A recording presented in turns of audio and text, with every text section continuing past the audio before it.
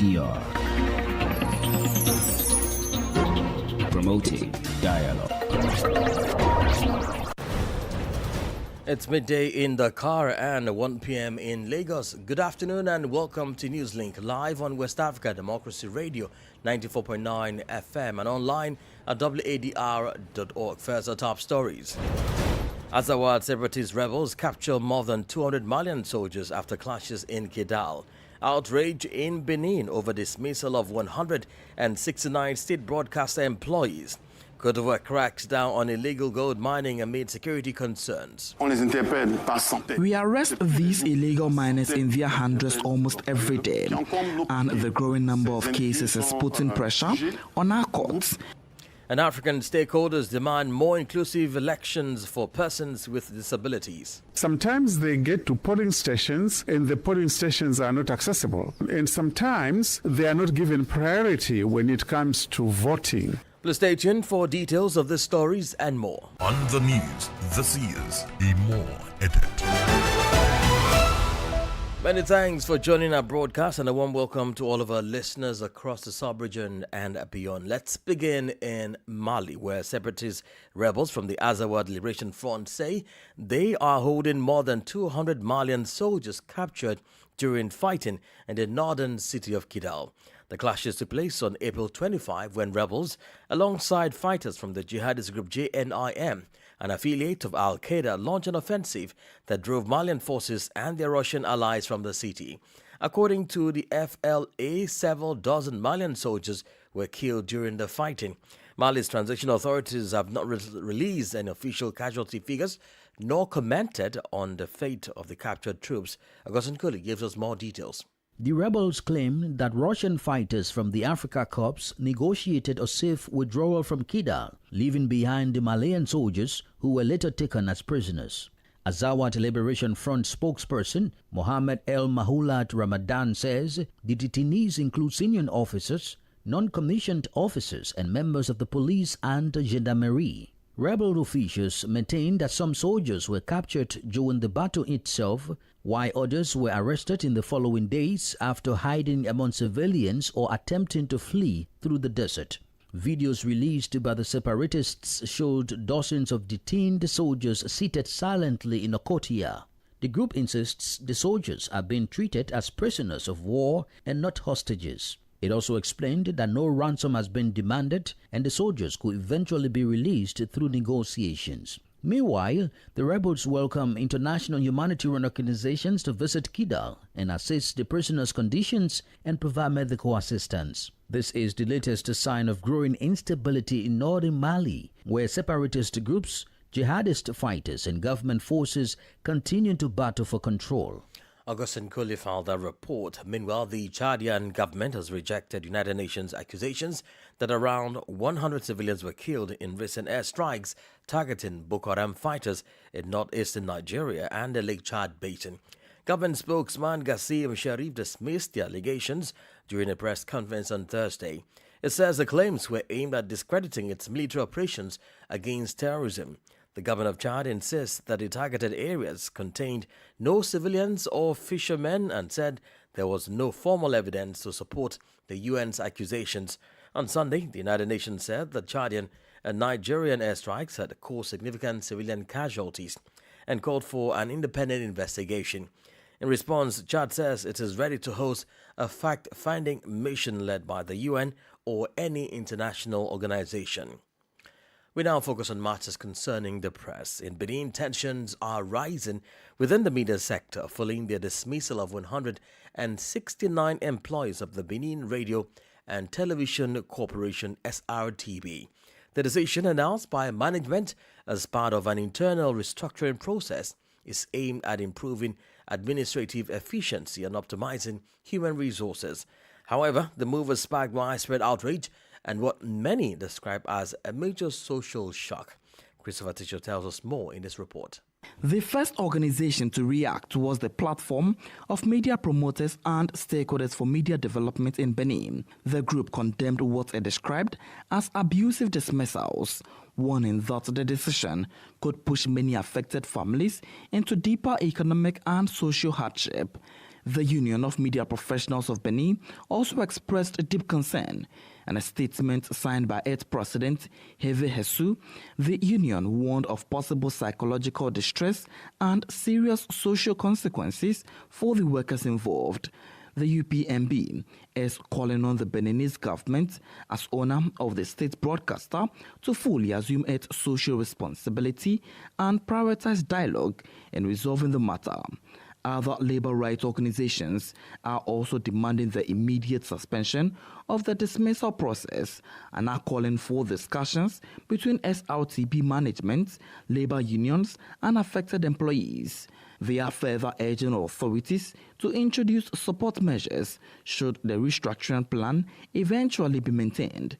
For now, SRTB management has not publicly commented on the controversy. Our Cotonou correspondent Aziz Adam Sule filed the report and presented by Christopher Aticho. At the same time, the Gambia Press Union is raising fresh concerns over press freedom violations in the country. The concerns are being reported at the 87th Ordinary Session of the African Commission on Human and People's Rights underway in Banjul. In a statement delivered by the GPU Secretary General Modu Juf, the union acknowledges improvements in the Gambia's global press freedom ranking, but warns that journalists continue to face arrests, assaults, intimidations, lawsuits, and increasing restrictions. From Banjul, WDL Sang Donamendi completes the story. The intervention by the Gambia Press Union at the Continental Human Rights Forum reflects growing concern within the country's media community over the state of press freedom.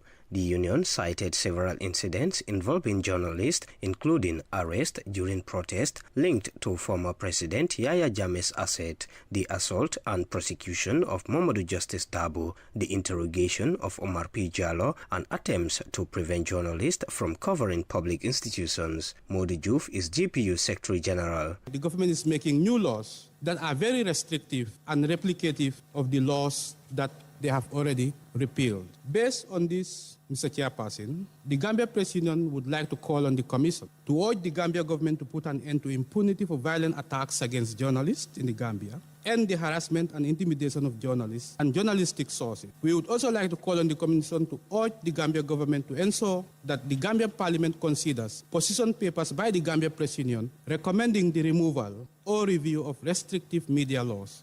The union also raised concerns over what it described as draconian laws, including provisions in the Cybercrime Bill, the Communications Bill, and the Criminal Offences Act, warning that they could undermine media independence, source protection, and freedom of expression. The GPU further criticized the government for failing to fully implement the Access to Information Act 2021, despite its adoption 5 years ago.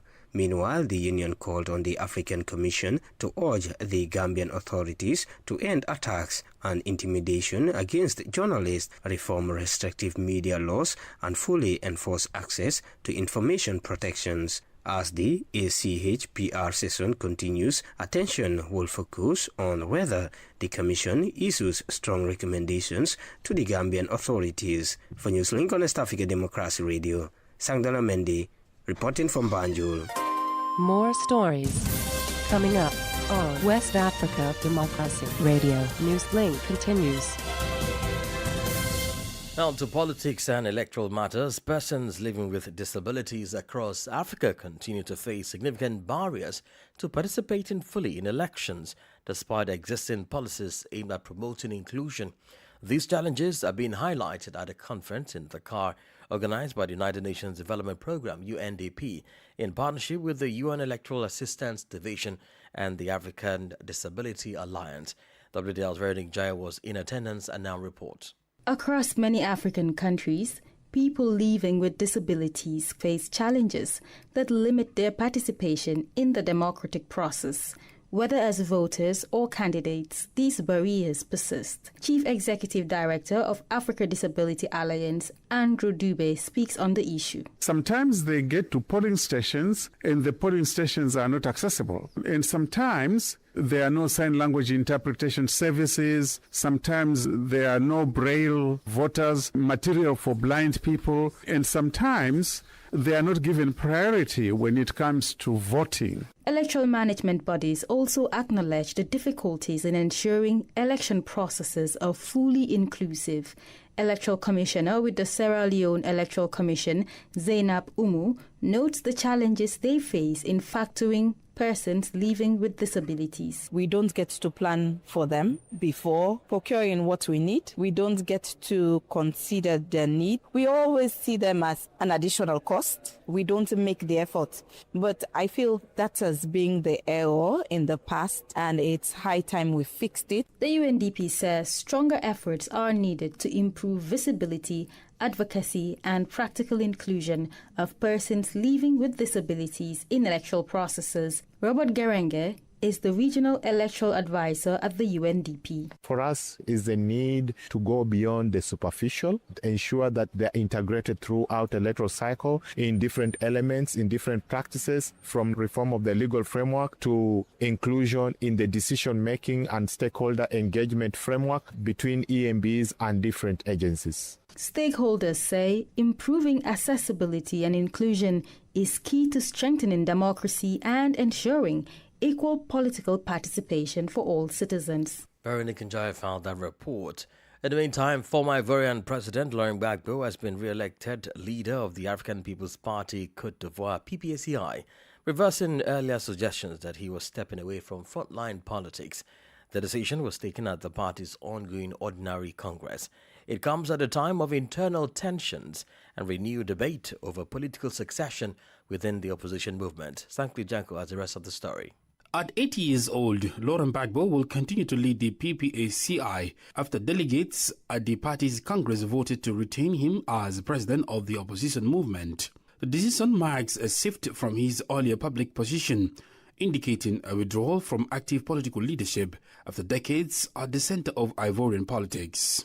Party supporters say his continued leadership is necessary to preserve unity within the PPACI at a time of growing internal divisions and disciplinary disputes involving some members. At the same time, political analysts say the development also highlights ongoing uncertainty over succession within major political parties in Côte d'Ivoire, where established political figures continue to dominate the landscape. Some observers argue that Gbagbo's decision to retain at the helm of his party contrasts with his criticism of long-serving political leadership elsewhere, including President Alassane Ouattra's extended stay in office. Others, however, believe the former president's influence and political structure remain critical to the survival and cohesion of the PPACI ahead of future political contests. The reappointment is expected to further fuel discussions about generational transition and political renewal within Côte d'Ivoire's major parties. Sankle Janko filed that report.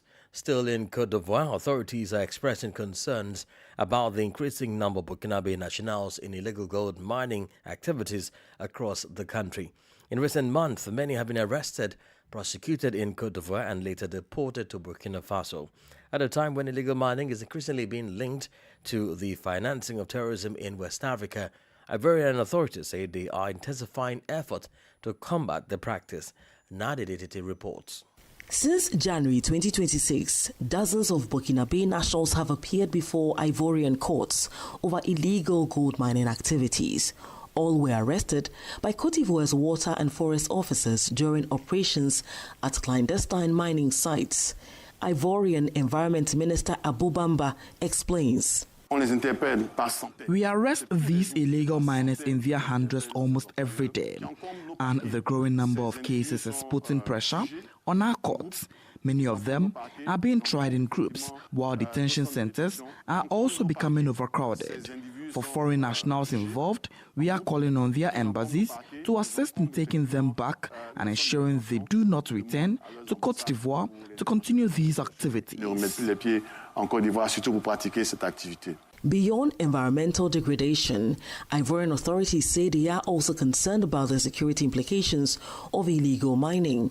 Security analysts have identified illegal gold mining as one of the potential sources of terrorist financing in the West African region. Although Côte d'Ivoire has been largely spared the level of insecurity experienced in some neighboring countries, it shares borders with Burkina Faso and Mali, both heavily affected by terrorism.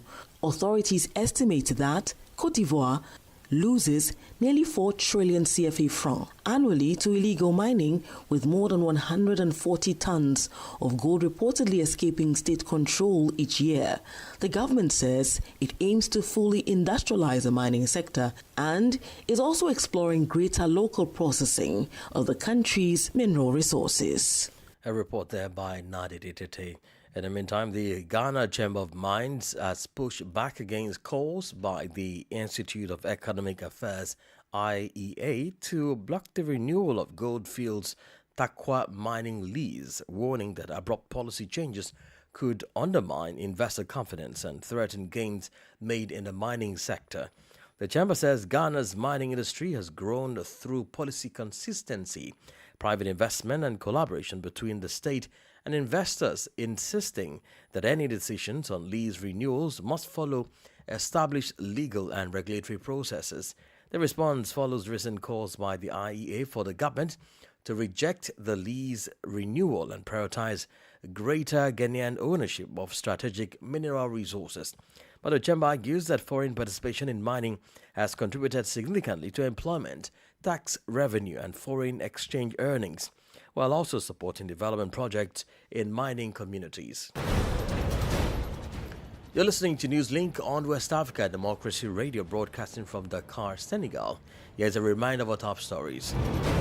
Azawad separatist rebels capture more than 200 Malian soldiers after clashes in Kidal. Outrage in Benin over dismissal of 169 state broadcast employees. Côte d'Ivoire cracks down on illegal gold mining amid security concerns. And African stakeholders demand more inclusive elections for persons with disability. Still ahead in the news, we do have a guest interview and sports updates. Please stay with us. West Africa Democracy Radio. It's you speaking. You can listen to us live on wadr.org. Now, the Nigerian government is implementing a €4.2 million program aimed at strengthening the country's preparedness and response to disease outbreaks. The project is in partnership with the European Union and the World Health Organization, WHO. It comes amid recurring public health challenges, including cholera, Lassa fever, meningitis, and mpox outbreaks across parts of the country. WDL's Abuja correspondent Yechino Sasechi reports. The program, known as the EU Support to Public Health Institutes in Nigeria initiative, was unveiled in Abuja as part of efforts to strengthen disease surveillance, emergency preparedness, and coordination among public health institutions. Minister of State for Health and Social Welfare, Isiaq Salako, described the intervention as a critical step towards improving Nigeria's ability to detect and respond to health emergencies. This public health infrastructure, owned by the federal, the state and local governments, include over 30,000 primary health care centers, 4,000 secondary health facilities, and over 200 tertiary health institutions. The 4-year initiative, funded by the European Union and implemented by the World Health Organization in collaboration with the Federal Ministry of Health, is expected to strengthen laboratory systems, digital health capacity, and workforce training. European Union Ambassador to Nigeria, Gauthier Mignon, says the program reflects the EU's commitment to supporting stronger public health institutions in Nigeria. It's that this project aims at being transformative. It aims to strengthen ecosystems, coordination between stakeholders, capacities to reinforce the network of public health institutes who are crucial for early warning, surveillance, preparedness, and evidence-based policy advice. WHO representative in Nigeria, Pavel Orsu, also stressed the importance of building resilient systems capable of early detection and rapid response to outbreaks. When public health functions are strong, countries can prevent health threats, detect risks, and respond effectively to protect the health of population, particularly the most vulnerable. Officials say the intervention will support frontline health workers and improve coordination across federal, state, and local government levels. For WADR, Yechenu Sasitu in Abuja. In Liberia, citizens across the country on Thursday observed Unification Day, a historic national holiday intended to promote reconciliation, inclusion, and peaceful coexistence. Originally established in 1960 under former Liberian President William V.S. Tubman, Unification Day was created to bridge long-standing divisions between indigenous Liberians and descendants of the freed African-American settlers who founded the country. This year's commemoration came at a time when concerns are growing over political division, inflammatory public discourse, and widening divisions among supporters of rival political parties. WDL's Monrovia correspondent Abraham Parker reports. Liberia's Unification Day remains one of the country's most symbolic national observances, especially as the nation continues efforts to strengthen peace and reconciliation after years of civil conflict. Speaking at a Unification Day event in Monrovia, the Liberia Independent Elders Council for Peace and Reconciliation urged both leaders and citizens to place national unity above political division. The council's vice chair for administration Moses Kekula cautioned political actors against inflammatory rhetoric and warned that Liberia's peace must not be sacrificed for partisan interests. National leaders carry a moral, patriotic, and historical obligation to unite the Liberian people rather than allowing political differences to divide the nation. Political competition must never come at the expense of national peace, stability, and development. Liberia belongs to all Liberians, regardless of political affiliation. Meanwhile, Chairman of the Elders Council Samuel Phillips called on leaders to turn reconciliation efforts into concrete action. I'm appealing to President Boakai, former President George Manawia, because they are the two big leaders in this country. So President Boakai, you are elder, use your wisdom to unite this country. Observers say the elders' message reflects a growing concern over political tensions and the need to preserve Liberia's hard-earned peace nearly 2 decades after the Civil War. As Liberia marks another Unification Day, many citizens say the occasion should serve not only as a celebration, but also as a reminder of the need to strengthen democratic tolerance and national unity. For Newslink on WADR, Abraham Parker, Monrovia. Politics, analysis on major news, social matters, and all. This is A Guest. The guest interview focuses on concerns that are growing over the ratification and slow implementation of disability inclusion policies across Africa, particularly in electoral governance and political participation. These issues are at the center of the conference in Dakar organized by the United Nations Development Programme, UNDP, alongside its partners. Our guest is UNDP Regional Governance and Rule of Law Advisor David Omozwafo, who highlights issues surrounding commitments made by African countries to ratify and implement disability inclusion policies. There is gap between commitment and delivering of those commitments. So I want to see that all the African Union member states ratify the African Union Protocol on people living with disabilities and implement those protocols. This is the major gap. Why do you think they are not ratifying these protocols? Would you say it is a problem of prioritizing persons living with disability? It includes prioritizing, but I think it's mainly one instability within government, because those who are adopted, when it comes to implementation, are not there. Either they have moved, something has happened, so they are no longer there. You now have to deal with a different set of people. You have the problem of structures, because you have some of these normative frameworks that are ratified that you cannot hold a particular department of government, agency of government to deliver on. Yes, we have ratified, it is there, it exists. But which agency of government should be held accountable for translating that document into change that we can see, into change that we can say we know it has taken place. The failure to have a particular agency of government take responsibility for that is also there. You have the problem of capacity. I recall a particular country that had in the department in the Ministry of Foreign Affairs only one staff. And so when it comes to running around to ratify, to implement, to create awareness, the capacity to do that is not there. You had the problem of funding, that yes, you desire to make this change, but again, the question of prioritization, what must be done differently? Because business as usual will give you results as usual. So what must we do differently? For the first time, we are having this conversation with the people themselves, because you don't make recommendation for the people who are not in the room. Who will implement it? You don't make recommendation without first listening to the people who are impacted, who are affected by the problem, to say, this is how deep this problem is. And this is what I recommend to be done to make a change. I believe that going forward, with the kind of deep conversation we have had, that commitment to translating existing policies into action that you can say impact the lives of people on the ground will happen. Would you say there are enough legal frameworks to guarantee that the rights of persons living with disabilities are adequately protected? Yes.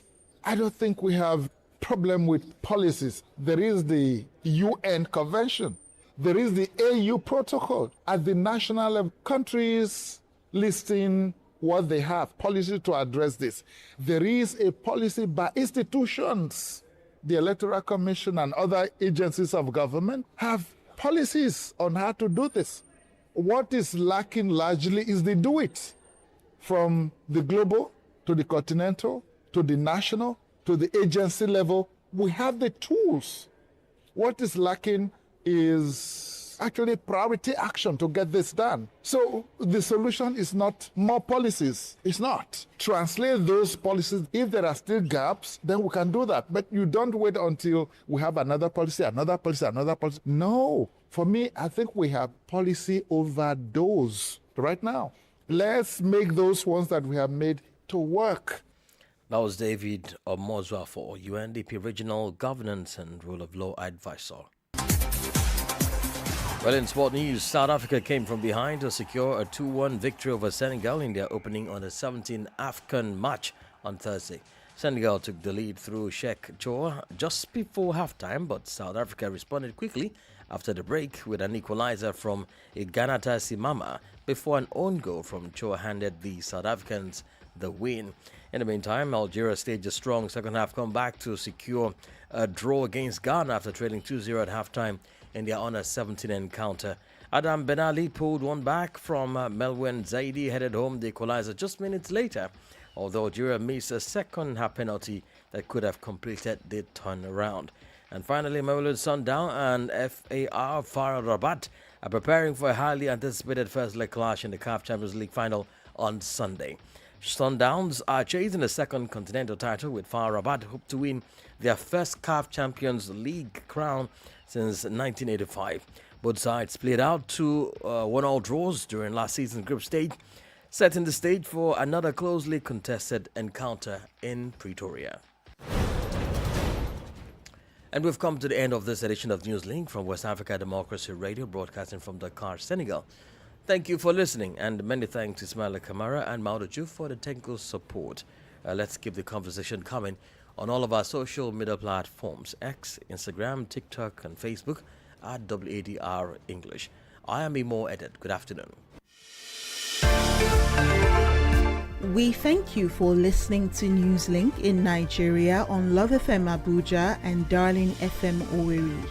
In the Gambia on Hot FM Banjul, Hilltop FM and Veritas Radio in Serekunda. Thank you for listening on Alternative Youth Radio Lofa County, Liberia, Radio Kegaman in Nimba County, and DCN Radio Riverses County. A big thank you to Radio Graft FM in Sierra Leone for listening, and in Ghana we thank Radio Pad in Damango and Royals FM in Wenchi. Thank you all for listening to Newslink.